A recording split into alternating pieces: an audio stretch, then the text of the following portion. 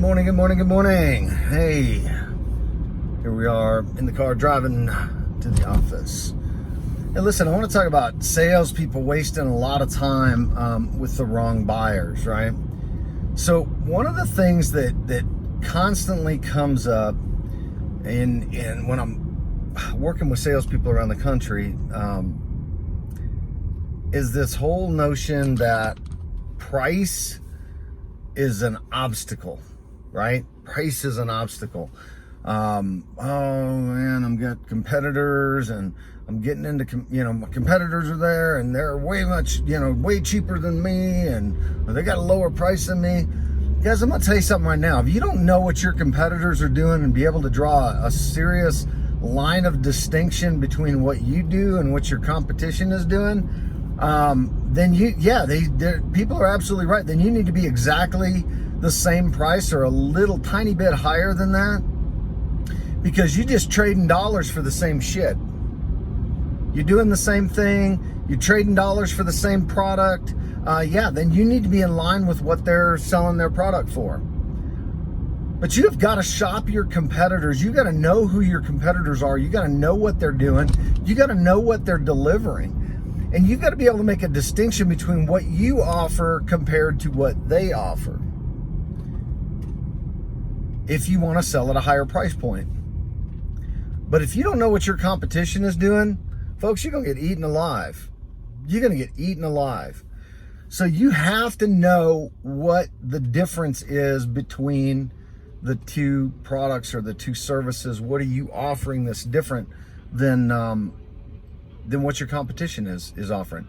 And here's the thing: if you build enough value in what you do and you can show the customer a clear difference, doesn't matter what your price is. Doesn't matter what your price is. But if you don't know what you're selling against, then your competitor is always going to have, whoever's got the lowest price is always going to have the advantage in that situation. They're always going to win. So if you don't know what the differences are, if you're selling the exact same product or the exact same service, you can't be twice the price, guys.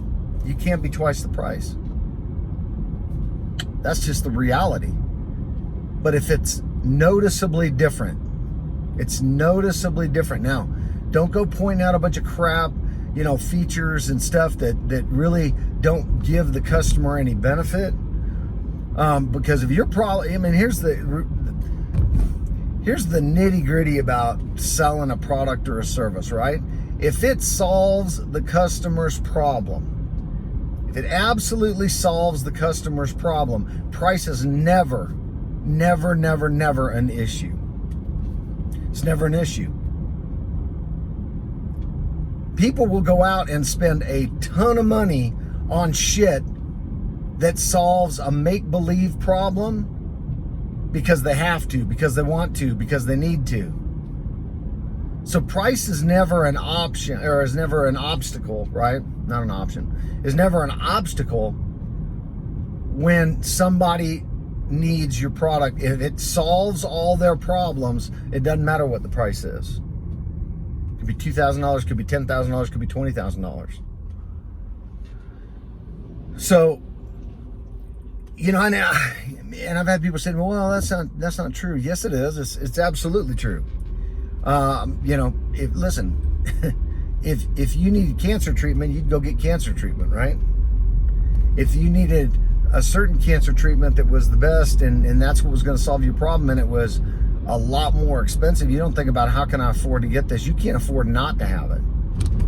And anybody who has a problem, now again, if it's a serious problem, if it's just something cosmetic or something like that, then it doesn't really matter. If you guys remember the difference between a want and a need, right? And we talk about this in another video: want selling versus need selling, right?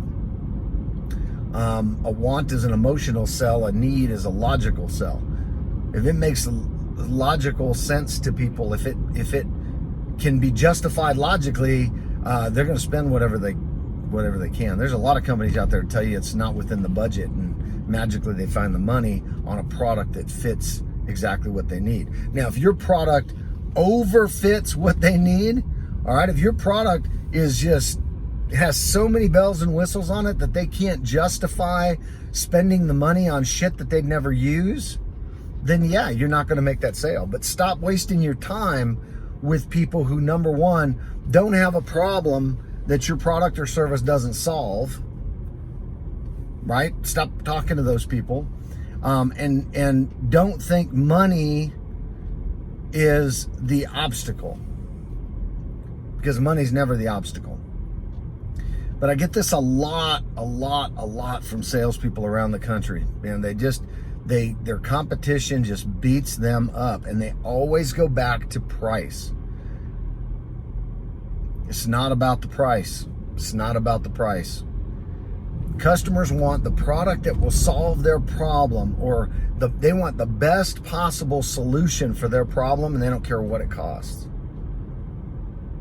And there's a lot of companies out there selling Band-Aids, right? I mean, if you've got a decent company and you guys have done your research and your homework and you've put a product line together, or you've got a service that really does fill the needs that the customer has, because most companies out there, they're selling this much, they're going to solve this much of a problem this big, right? Or a problem this big. They're going to solve that much of it. And they're going to offer that at a very low price, an introductory price to get familiar with the product. But if you want more advanced solutions, well, that's going to cost you more money. Nobody's going to sell a complete solution at a very tiny price point. No one. Unless they don't see value in what they're offering. So if you've got that complete solution, sell it. Now, if somebody wants to discount off of that, if they don't, if they're really hammering you on price, start pulling out solutions. Well, for that price, Jimmy, we can do this. For what you're asking, we can do this. Is that really what you want, or do you want the whole package? What do I need to take out of it in order to get down to your price point? You'll find out real quick that price is not the problem, right? Price is not the problem. And if you need to sweeten the deal, offer a little bit of service after the sale. See, I think that's where most companies lose it, man. The salespeople, they don't have any idea about the follow-up customer service, customer relation after the sale. That's where I think most people are missing the boat. I think most salespeople go in for the kill, they get the sale, and then they're gone. And the customer never hears from that guy again. If you're in the B2B business, guys, that relationship you develop with the customer is absolutely critical to your success. Critical to your success. You can't have a sustained income if you're in sales or you're a business owner off of one and dones.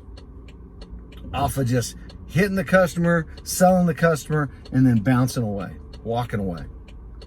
It's not sustainable, not for the long term.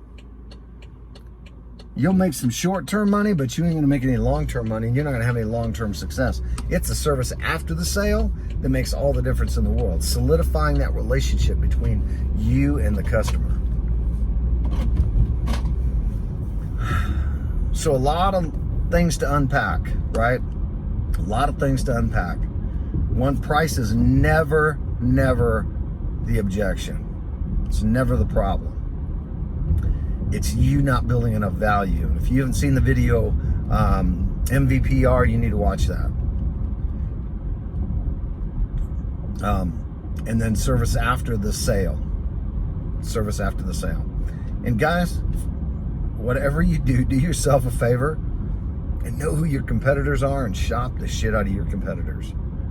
You have got to know what they're doing. If you don't know what your competition is doing, then you're losing, because they're kicking your ass.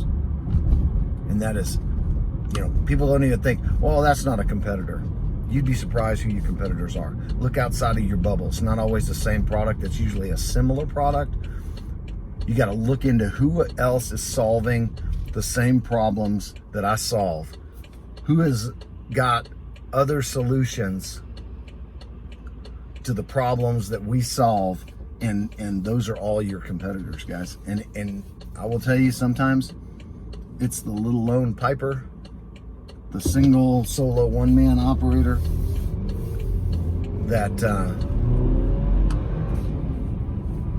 you know, that's kicking your butt more than you know. All right, that's what I got for you today. A little sales talk. Thanks for listening, guys. Have a great day. Don't forget to share the video. See ya. Bye-bye.